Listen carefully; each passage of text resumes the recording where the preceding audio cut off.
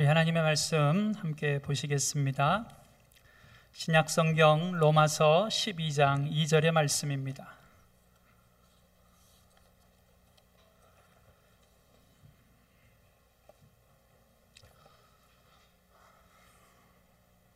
신약성경 로마서 12장 2절의 말씀입니다. 우리 찾으셨으면 모두 한 목소리로 함께 읽겠습니다. 너희는 이 세대를 본받지 말고 오직 마음을 새롭게 함으로 변화를 받아 하나님의 선하시고 기뻐하시고 온전하신 뜻이 무엇인지 분별하도록 하라. 아멘. 할렐루야. 이 오후 시간에도 하나님 앞에 예배하는 우리 행복한 교회 모든 성도님들을 주님의 이름으로 환영하고 축복합니다. 우리 교회에 나와서 함께 예배하는 우리 성도님들, 또 우리 학생들, 우리 청년들, 우리 가정에서 또 온라인으로 함께하는 우리 성도님들, 또 우리 학생들, 청년들, 우리 모두에게 이 시간도 하나님의 마음이 만나지는 세상에서 가장 행복하고 복된 시간이 되어지기를 소원합니다. 우리 여러분에게 이렇게 한번 질문을 하고 말씀을 좀 같이 시작해 보려고 합니다. 우리 학생들이나 청년들은 조금 답이 좀 안 나올 수도 있는데, 그래도 청년들은 가능할 것도 같아요. 이 대학을 졸업한 청년들 정도가 되면 우리 어른들은 가능하리라고 생각이 되어집니다. 여러분, 오늘날 이 세대를 일컬어서 종종 사회에서 뭐라고 표현하죠? 자, 우리 취업이 어려운 우리 청년 세대들을 보면서 이 세대가 뭐라고 말하죠? 마스크가 다 쓰고 계셔서 누가 이쪽에서 뭐라고 하시는 것 같은데 잘 안 들립니다. 몇 년 전까지만 해도 참 많이 표현되어졌던 표현, 가히 아름다운 표현은 아닌데요. 네, 민재, MZ세대, 와, 역시 학생입니다. 요즘 아주 핫한 표현입니다. 몇 년 전까지만 해도 N4 세대 이런 표현들이 사회에서 많이 있었는데요. 최근 들어서 MZ세대라고 하는 표현들이 사용되어지고 있습니다. 역시 최고입니다. 여러분, MZ세대라고 하는 표현이 뭔지 아시나요? 이 MZ세대라고 하는 표현이 밀레니엄 세대 그리고 Z세대를 이렇게 플러스해서 합성한 표현입니다. 대략 나이로는 이제 우리 청년들 세대가 사실은 나이대로는 맞습니다. 20대에서 30대가 이르는. 그런데 의외로 지금 우리 민재가 얘기한 것처럼 이 MZ세대를 청소년들이 살고 있고요. 조금 더 빠르면 저희 집에 초등학교 6학년 딸이 있는데 6학년 딸도 이 MZ세대를 살고 있는 것 같아요. 저희 아이가 집에서 로블릭스라고 하는 무슨 게임을 하더라고요. 그 사이트에 들어가서. 저는 이게 뭔가 했어요. 그랬더니 그 속에서 뭘 사고 팔고 아이템을 얻고 이런 거래요. 그런데 우리나라에도 그렇고 세계적으로도 그렇고 이 MZ세대들에게 아주 인기 있는 게임방 중에 하나가 이 로블릭스라고 하는 사이트라고 그럽니다. 참고로 저희 아이가 아이디를 해킹당해가지고 요새 며칠 못하고 있습니다. 여러분, 이 MZ세대의 가장 큰 특징이라고 하면 여러분들이 잘 알고 있는 것처럼 SNS입니다. SNS를 통해서 서로 교제하고 소식을 나누고 세상의 정보를 얻고 스마트폰에 아주 익숙하고 대표적으로 디지털 환경에 익숙해서 모든 것들을 스마트폰 하나면 디지털 세대에서 다 해결되어지는 이 세대가 MZ세대입니다. 컴퓨터도 필요 없고 핸드폰 하나면 다 해결되어지고 컴퓨터 대신에 핸드폰으로 마켓도 이용하고 모든 것들을 핸드폰 하나에서 다 해결이 되어지는 세대, 이 세대가 MZ세대입니다. 우리나라 인구의 약 34% 정도를 차지하고 있다고 그럽니다. 이 MZ세대가. 그래서 유통업을 하는 쪽에서는 이 MZ세대에 아주 지대한 관심을 많이 갖고 있다 그러죠. 왜냐하면 새롭게 부각은 소비자층이 되어져 있기 때문에 그렇습니다. 이것이 이 사회에서 요즘 세대를 일컫는 표현 중에 하나입니다. 그런데 이것은 사회학적인 면이라면 혹은 경제적인 측면이라면 오늘 이 세대의 신앙적인 측면에서, 영적인 측면에서 오늘 이 세대를 우리는 뭐라고 표현할 수 있을까요? 여러분이 바라보고 있는 이 세대, 그냥 MZ세대라고 표현했을 때 이 MZ세대를 우리가 신앙적인 면에서 본다면, 영적인 면에서 본다면 우리는 그들을 어떻게 바라볼 수 있을까요? MZ세대를 초월하는 조금 더 연령을 넓게 잡아서 오늘날 이 시대 20대부터 아니면 10대부터 50대까지 혹은 60대까지 이 사회를 보면서 우리는 신앙적으로 어떤 느낌을 받고 있을까요? 저는 말씀을 준비하면서 조금은 안타깝고 조금은 부정적인 표현이지만 이런 생각을 해보게 되었습니다. 과연 이 세대를 보면 우리는 어떤 모습이 들까? 하나님을 거부하는 세대. 여러분, 이 세대는 점점 하나님을 거부합니다. 이 세대는 점점 진리라고 하는 것을 싫어합니다. 진리를 부정하려고 하지요. 믿음이라고 하는 것이 필요 없다고 이야기하는 세대가 되어져 가고 있습니다. 그러기에 복음이 웬 말이냐라는 세대가 되어져 가고 있지요. 천국은 죽어봐야 아는 거지, 죽어봐야 누가 갈지 아는 거지 라는 세대가 되어져 가고 있습니다. 그래서 천국 대신에 오늘이 최고로 되어져 가는 세대. 육신의 욕망과 육신의 탐욕과 그리고 쾌락이라면 모든 것들을 다 바꿀 수 있는 세대. 심지어는 이런 표현들도 종종 사회에서 등장을 하지요. 영끌 세대. 영혼까지 끌어서, 영혼까지 팔아서 이 세상의 가치를 추구하려고 하는 세대. 그것이 오늘 이 세대의 모습이 되어져 가고 있습니다. 한편에선 참 안타깝고 마음도 아프고 또 다른 면으로 보면 화도 나고 여러 가지 생각이 드는 표현들입니다. 그러면서 이 세대는 점점 나밖에 모르는 세대가 되어져 가고 있습니다. 나만이라고 하는 세대가 되어져 가죠. 나 중심인 세대가 되어져 갑니다.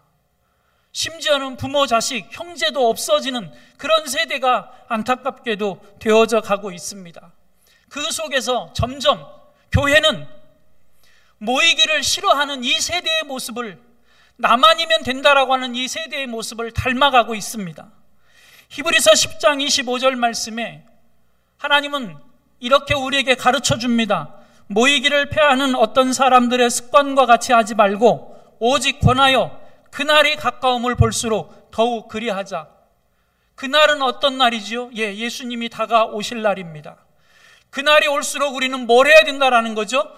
더욱 모이기를 힘써야 된다라고 하는 겁니다. 그런데 안타깝게도 우리가 살고 있는 이 세대는 점점 반대로 걸어가고 있습니다. 그래서 성경은 이 세대를 일컬어 마지막 세대라고 말하고 있고, 성경은 이 세대를 일컬어 악한 세대라고 말하고 있고, 성경은 이 세대를 일컬어 하나님의 심판이 임박했다라고 말하고 있습니다. 그 하나님의 심판이 임박했음을 너희는 기억하고 하나님께로 돌아오라라고 말하는 세대가 되어져 가고 있지요. 그런데 목사로서 제가 목사이다 보니 더 마음이 아픈 것이 있습니다. 그게 뭐냐면 이런 모습이 비단 교회 밖에서 넌 크리스천들에게서만 일어나는 모습이 아닌 것 같다라고 하는 거지요. 이 시대에 나는 그리스도인이라고, 이 시대에 나는 성도라고, 이 시대에 나는 신앙인이라고 교회 안에 들어와 있다라고 이야기하는 그리스도인들, 신앙인들, 크리스천들, 교회 안에서조차도 이런 세대의 모습들이, 이기적인 모습들이 보여지고 있다라고 하는 것입니다. 여러분 말고요. 참 안타까운 거예요. 이게 꼭 이런 얘기는 여러분은 안 들으셔도 되는데, 그렇죠? 여러분은 안 들으셔도 되는데 들을 사람들은 안 오셨으니 못 듣는 거예요. 이게 할 수 없어요. 근데 안타깝게도 교회 안에서조차도 이 세대의 모습들이 점점 확산되어져 가고 있다는 것입니다. 가만히 보십시오. 그리스도인이라고 말하면서도 예배하기를 싫어합니다. 그리스도인이라고 말하면서도 기도 안 하고도 살 수 있다고 말합니다. 그리스도인이라고 말하면서도 성경을 안 읽고 말씀을 멀리하면서도 살 수 있다고 말합니다. 그리스도인이라고 말하면서도 하나님의 말씀 앞에 순종하려 하지 않으며 살아가고 있습니다. 우리가 잘 아는 것처럼 순종이 제사보다 낫다라고 말씀하는데 그 성경은 들어서 외우기도 하는데 내 삶에서는 말씀에 순종하려 하지 않습니다. 봉사와 헌신은 그 옛날 이야기인 것 같고, 봉사와 헌신은 다른 사람, 믿음 좋은 사람, 목사님이나 장로님이나 회장님이나 부장님이나 그런 분들만 하는 거라고 이야기하며 우리는 그리스도인이라고 말하려 하고 있습니다. 언제부턴가 한국 교회에서는 전도라고 하는 모습들이 점점 사라져가고 있습니다. 목사님이 전도해야 됩니다. 전도하세요. 전도합시다. 그러면 제일 먼저 나오는 답이 목사님 전도하기가 얼마나 어려운데 전도를 하라고 그러세요. 뭐 이러지요 우리는. 그런 것들이 다 나의 자유를 억압하고 나를 구속하고 나를 불편하게 하고 나를 귀찮게 하는 일들이라고 생각하며 우리는 신앙인이라고 믿음의 길을 걸어가고 있습니다. 교회 안에서조차도 우리는 참 이기적이 되어져 가고 있는 것이지요. 오늘 우리가 읽은 로마서 12장 2절을 보십시오. 하나님은 이 로마서를 통해서 바울을 통해 우리에게 경계하고 권면하고 있습니다. 뭐라고? 이 세대를 본받지 말라고. 이 세대를 본받지 말고 오직 마음을 새롭게 함으로 변화를 받아 하나님의 선하시고 기뻐하시고 온전하신 뜻이 무엇인지 분별하도록 하라. 하나님이 뭘 원하시는지 우리는 분별해서 내가 원하는 대로가 아니라 하나님이 원하시는 대로, 하나님이 기뻐하는 대로 살라고 말씀하고 계시는 것입니다. 하나님은 아브라함을 부르셨습니다. 그 아브라함에게 너는 복의 근원이 되라고 말씀하셨습니다. 그리고 오늘 우리를 향해서도 너는 내 백성이니 복의 근원이 되어야 하고 축복의 통로가 되어야 하고 구원의 통로가 되어야 하고 은혜의 통로가 되어야 한다라고 말씀하고 계십니다. 아브라함에게 하셨던 말씀을, 이삭에게 하셨던 말씀을, 요셉에게 하셨던 말씀을 오늘 저와 여러분에게도 동일하게, 그리고 지금도 동일하게 말씀하고 계십니다. 그런데 우리는 이렇게 하나님 앞에 항변합니다. 하나님, 내가 구원받았으면 됐지요. 하나님, 내가 축복을 받아 누리면 됐지요. 하나님, 저만 은혜 받으면 됩니다. 하나님, 나만이면 됩니다.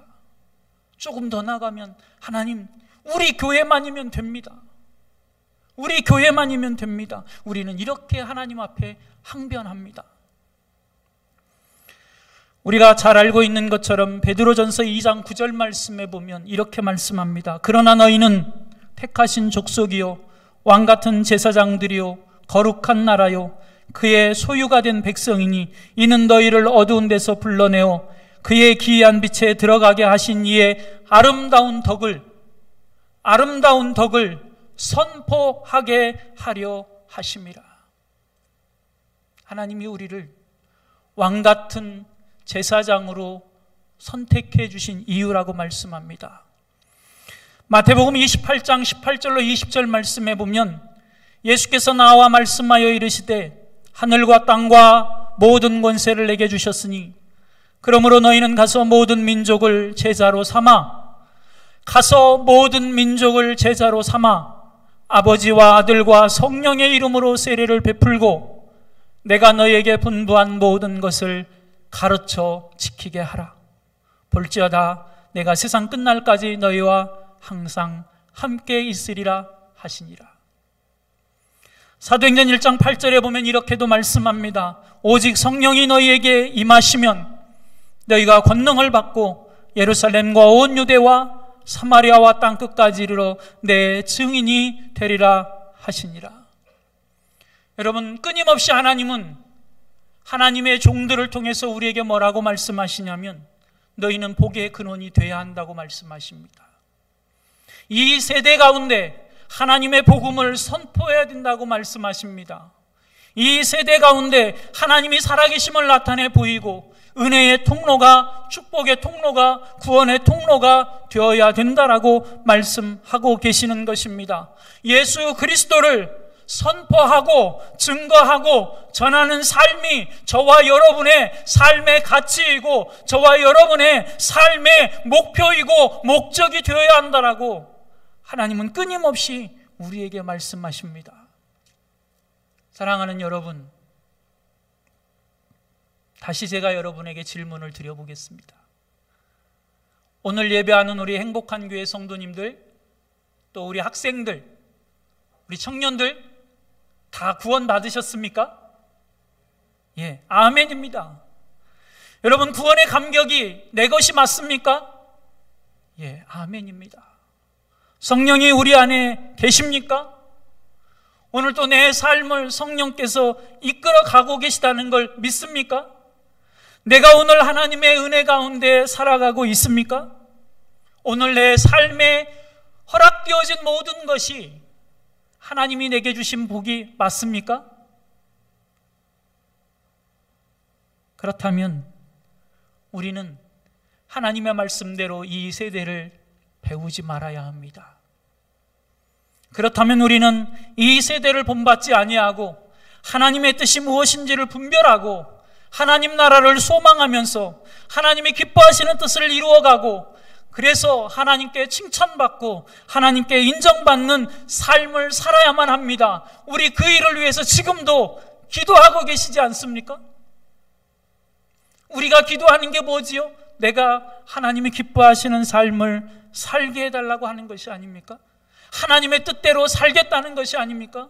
그리스도인답게 살겠다는 거 아닙니까? 하나님, 내가 하나님의 말씀에 순종하는 삶을 살겠습니다 라는 결단이 아니십니까? 그렇다면 우리 주변을 좀 한번 돌아보십시오. 우리 한국의 기독교인들이 점점 줄어가고 있다고 말합니다. 그냥 아주 인심을 많이 써서 25%라고 하면 내 주변에 아직 3사람은 예수를 아직 안 믿는 사람입니다. 20%라고 하면 4사람은 아직 예수를 안 믿는 사람입니다. 우리나라 기독교인이 적게는 700만이라고 말하는 사람들도 있습니다. 그렇다면 5명, 6명은 최소한 아직도 내 주변에 예수를 안 믿는 사람입니다. 그 이야기는 아직 내 주변에 나를 통해서 하나님 앞에 나와야 될 사람들이 하나님 편에서는 있다라고 말씀하고 계시다는 것입니다. 내가 하나님의 말씀에 순종해서 복음을 전해야 될 대상들이 아직도 있다라는 이야기이지요. 우리는 복음을 전하는,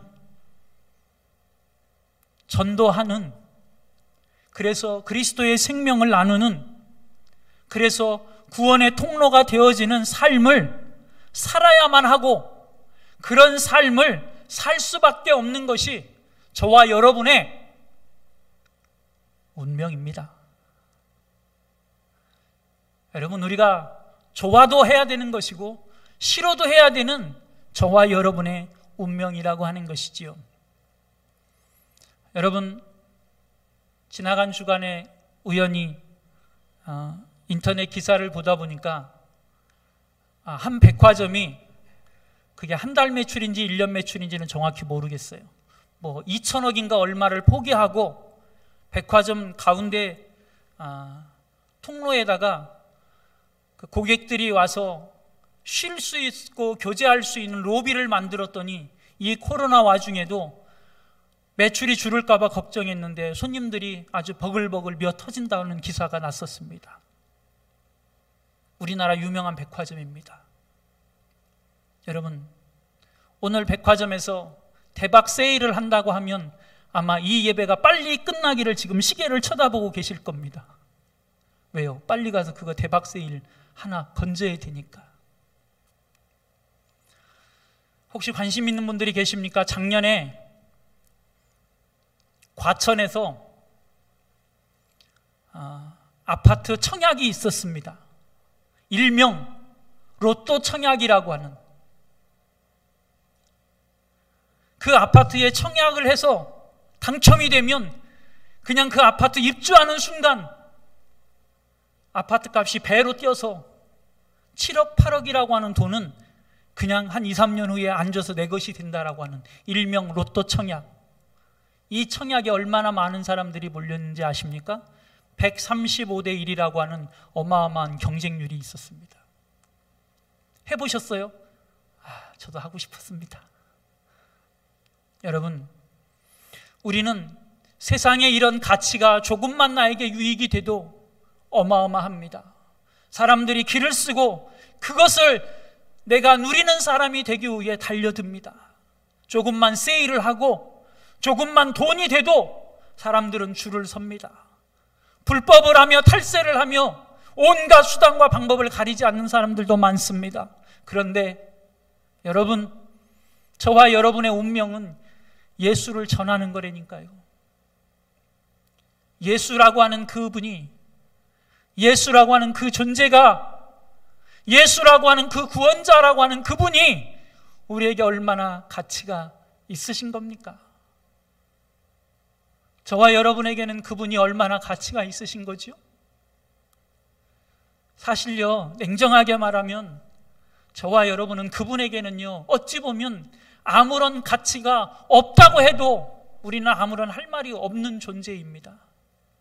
그런데 그런 우리를 저 십자가에서 당신의 생명을 내어주어 가장 고귀한 존재라고 불러주고 계십니다. 과연 그분이 우리에게는 어떤 분이실까요?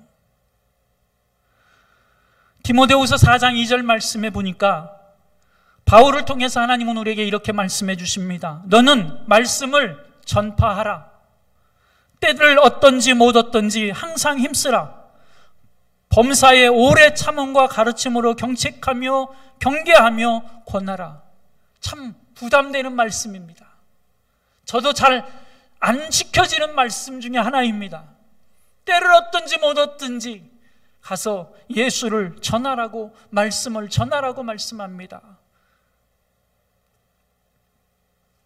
여러분, 우리가 이 말씀을 붙들고 가서 전도를 해봅니다. 전해보지요. 예수 믿으세요. 전도가 쉬워요? 어려워요? 사실요, 전도 세미나를 해보면요, 전도가 제일 쉽다고 말씀하시는 분들이 사실 많아요. 못 들어보셨어요? 예를 들면 고구마 전도왕을 모시고 전도 세미나를 해보니까 그분은 그러시더라고요. 그걸 왜 어렵다고 못해? 그냥 가가지고 찔러면 되지. 생고구마 할 때부터 익은 고구마가 될 때까지 그냥 젓가락으로 찔러보면 돼. 젓가락이 들어갈 때까지만 찔러면 돼. 그 세상 쉬운 걸 왜 못해? 이렇게 말씀하시더라고요. 못 들어보셨어요? 그런데 그게 어렵더라고요. 세상 어렵지요. 생고구마일 때부터 익은 고구마가 되어서 젓가락을 찔러가지고 그 젓가락이 푹푹 들어갈 때까지 찔르는 게 굉장히 어려워요. 왜 어려운지 아십니까? 그래서 우리는 전도가 잘 안 된다고 말합니다. 이 세대를 본받지 아니하고 하나님의 기뻐하시는 영혼 구원의 사업에 내 삶을 들여서 헌신하려고 그 현장에 나가보니 잘 안 돼요. 어려워요. 그래서 우리는 목사님한테 이렇게 말합니다. 목사님, 되게 어려워요. 나 전도해보는데 되게 안 돼요. 안 되는 걸 어떻게 하라고 그래요? 우리는 이렇게 항변을 합니다. 근데 참 어렵습니다. 사람들이 내가 전하는 그 예수에, 내가 전하는 복음에 귀를 닫습니다. 그냥 들을 생각을 하지 않아요. 귀찮아합니다. 예수 좀 믿으라고 하면 시끄러워 막 이럽니다. 또 예수야 너나 해. 왜일까요? 왜 우리가 그토록 가서 예수를 전해보려고 하는데 왜 사람들은 우리가 전하는 그 복음에, 왜 우리가 전하는 그 예수의 길을 닫아버리고 마는 것일까요? 왜 우리는 전도를 하보려고 하면 그 절벽 같은 어마어마한 담에 부딪혀서 전도가 어렵다라고 말할 수밖에 없게 될까요? 여러분, 여러분이 오늘 예배 후에 가서 일주일 동안 전도를 하셔서 다음 주에 한 영혼을 행복한 교회에 처음 방문한 사람으로 혹은 새신자로 데리고 오면 누가 제일 손해볼까요? 하나님이 제일 손해보시겠죠? 그죠? 누가 제일 손해보죠? 아니요, 하나님은 손해보시지 않습니다. 누가 제일 손해보죠? 마씨로 시작하는 아저씨 있습니다. 마씨 혹은 사씨로 시작하는 아저씨 누구죠? 예, 마귀, 사단, 아주 나쁜 놈입니다. 그래서 한 영혼을 우리가 하나님 앞으로, 하나님의 교회 안으로 데리고 오는데 쌍지팡이를 들고 반대합니다. 우리가 가서 전도를 해보려고 하면 왜 그렇게 방해를 하는지, 왜요? 뺏기면 안 되니까. 그 사람이 교회 가면 안 되니까, 예수 믿겠다고 하면 안 되니까, 예수가 나의 구주라고 고백하면 안 되니까. 사단은, 마귀는 있는 힘을 다해서 안 뺏기려고 붙들고 씨름을 합니다. 그래서 저와 여러분이 나가서 전도를 하려고 하면 전도하는 게 어려운 것입니다. 마귀가, 사단이 혹은 귀신이 그 영혼을 붙들고 안 뺏기려고. 여러분, 바짓가랭이 잡는 정도가 아니라 여러분이 잡아다니고 있을 때 여러분에게 안 뺏기려고 그 영혼을 탱크에다가 묶어놓고 여러분하고 등지고 탱크를 밀고 갑니다. 끌려오겠어요? 안 끌려오겠어요? 안 끌려옵니다. 그래서 우리가 전도하는 게 어려운 겁니다. 그래서 마태복음 10장 1절 말씀에 보면 예수님이 제자들을 세상 가운데 보내실 때 예수님이 제자들에게 허락하신 게 하나 있습니다. 주신 게 하나 있어요. 복음 말고 또 다른 거 뭐냐면, 예수님의 제자들이 세상 가운데 가서 복음을 전할 때 귀신을 때려잡는 능력을 주셨습니다. 귀신을 때려잡아야 그 때려잡은 귀신으로 인하여 노임으로도 그 영혼이 하나님의 구원받은 백성이 될 수 있기에 귀신을 때려잡는, 사단의 권세를 제어하는 능력을 하나님이 제자들에게 허락하셨어요. 여러분, 나가서 전도하려고 하십니까? 그러면 사단과 맞서 싸우십시오. 사단과 맞서 싸우지 않으면, 마귀와 맞서 싸우지 않으면, 그 영혼을 붙들고 있는 귀신의 권세를 때려잡지 않으면 그 영혼을 하나님께 데리고 나올 수 없습니다. 우리는 못 때려잡습니다. 누가? 우리를 보내시는 분이 계시잖아요. 예수님의 12 제자들에게만 그 능력을 주셨겠어요? 그럼 우리 보고 전도하라고 하지 않으실 거 아니에요? 오늘 우리에게도 사단의 권세를 제어할 수 있는, 사단의 권세를 때려잡을 수 있는, 그 사단의 권세를 짓밟아 이길 수 있는, 그리고 영혼을 건져낼 수 있는 은혜를 우리 가운데도 허락하셨다고요. 그러기 위해서 우리는 뭐 해야 되는지 아십니까? 그 영혼을 위해 끊임없이 기도하셔야 합니다. 내가 전도하기 위해 정해진 타깃이 있으면 그 영혼이 사단으로부터 노임되게, 그 영혼을 건져내기 위해 우리가 그 영혼을 붙들고 있는 사단을 때려잡기 위해 우리는 그 영혼을 위해 기도해야만 하는 것입니다. 언제까지 기도해야 되냐고요? 그 영혼이 하나님 앞에 노임을 얻을 때까지. 고린도후서 4장 4절에 보니까 바울이 이렇게 말씀합니다. 이 세상의 신이 믿지 아니하는 자들의 마음을 혼미하게 하여 그리스도의 영광의 복음의 광채가 비치지 못하게 함이니 그리스도는 하나님의 형상이니라. 사단이 그 영혼을 붙들고 뭐 하고 있다고요? 그 영혼의 마음을 혼미하게 하고 있다고요. 그리스도의 복음의 빛이, 그리스도의 생명의 빛이 그 영혼 가운데 들어가지 못하도록 사단이 그 영혼을 붙들고 방해하고 있다라고 하는 것입니다. 어떻게든지 그 불신자를 빼앗기지 않으려고 그 영혼의 마음을 혼미하게 하고, 그 영혼의 마음을 빼앗기지 않으려고 붙들고 생명의 빛이 그 안에 들어가지 못하고 어둠의 빛이 그 영혼을 붙들고 있도록 사단은 오늘도 그 영혼을 붙들고 있다라고 하는 것이지요. 그래서 우리는 뭐 해야 된다고요? 내가 복음을 전해야 하는 그 영혼을 위해 하나님 앞에 기도해야만 합니다. 여러분, 기도 많이 하십시오. 제발 기도를 많이 하셔야 합니다.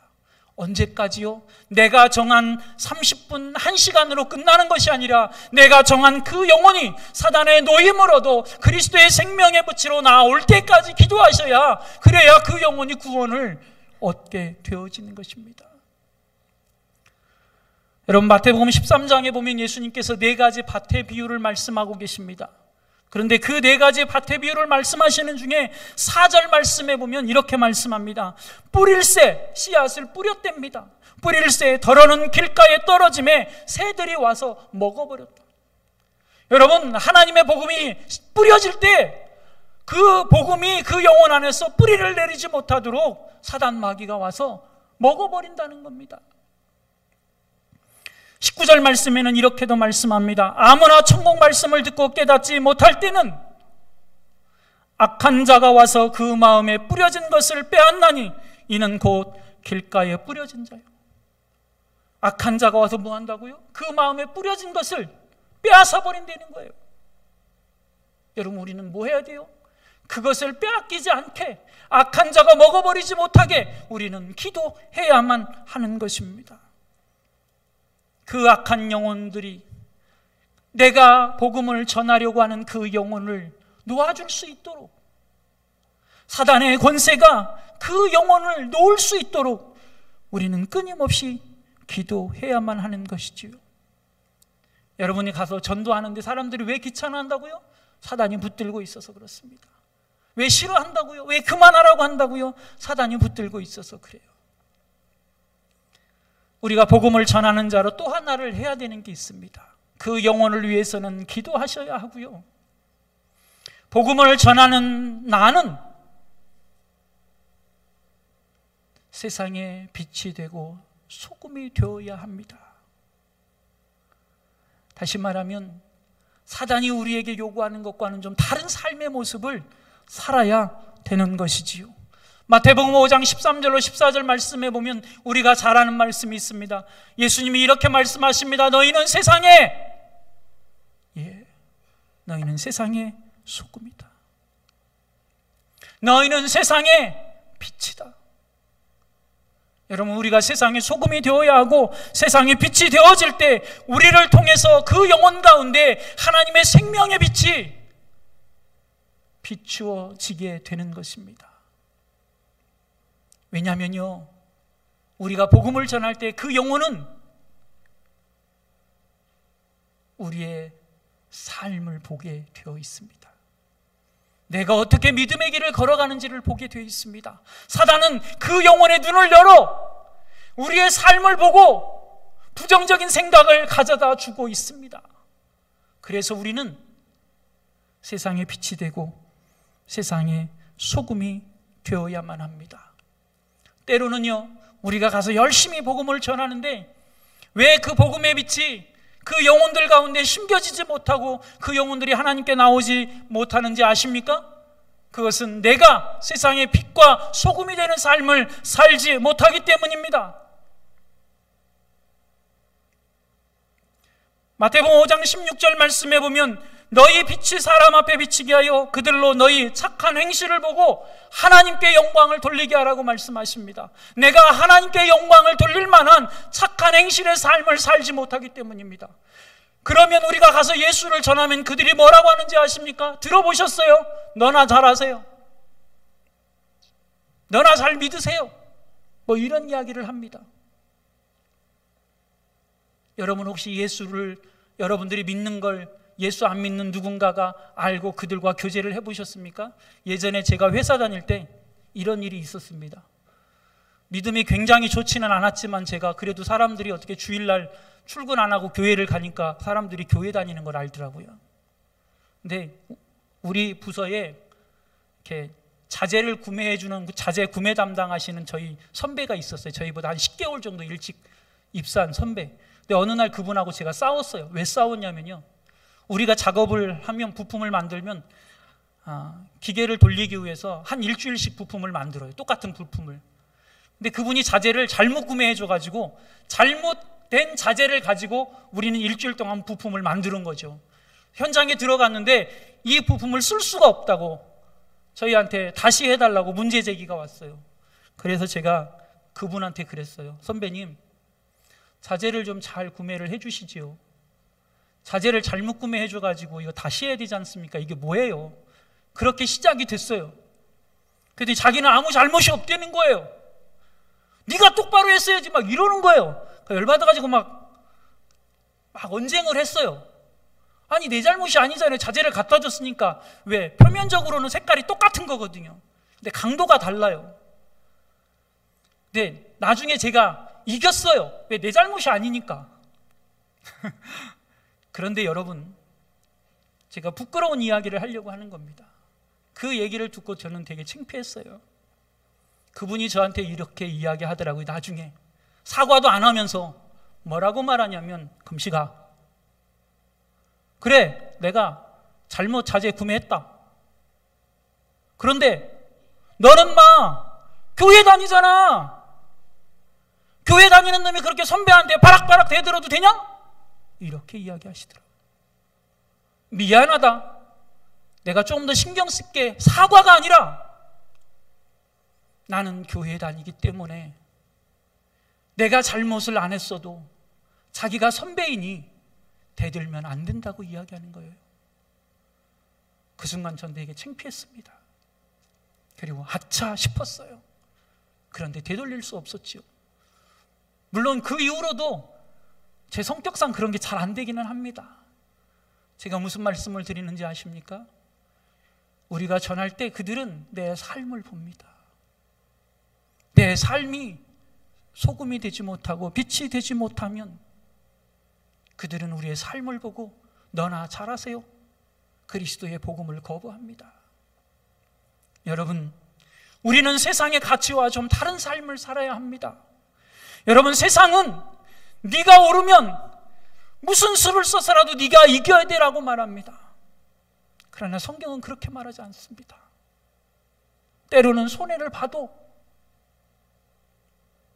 때로는 용서를 해야 하고 사랑해야 하고 내가 좀 손해를 봐도 나누어 주어야 하고 베푸는 삶을 살아야 하고 세상의 가치와는 좀 반대되는 삶을 살아야 한다라고 말합니다.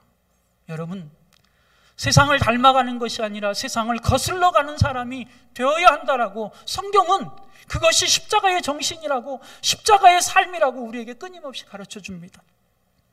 사랑하는 여러분, 세상은 나만이면 된다라고 자꾸만 우리에게 이야기합니다.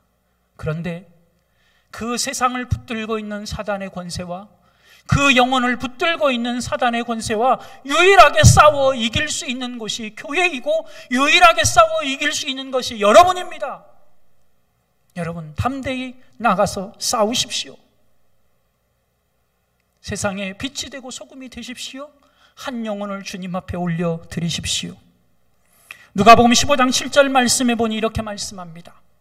내가 너희에게 이르노니 이와 같이 죄인 한 사람이 회개하면 하늘에서는 회개할 것 없는 의인 99으로 말미암아 기뻐하는 것보다 더하리라. 이게 하나님의 마음이십니다. 이게 오늘 저와 여러분에게 부탁하시는 하나님의 마음입니다. 여러분, 99보다도 죄인 한 사람이 회개하고 돌아와 하늘에서 잔치가 열려지기를 기대하시는 그 하나님의 마음을 기쁘시게 드릴 수 있는 저와 여러분이 되어지기를 축복합니다. 구원의 통로가 되고 은혜의 통로가 되고 축복의 통로가 되고 오늘 살아계신 하나님을 저와 여러분이 나타내 보일 수 있기를 소원합니다.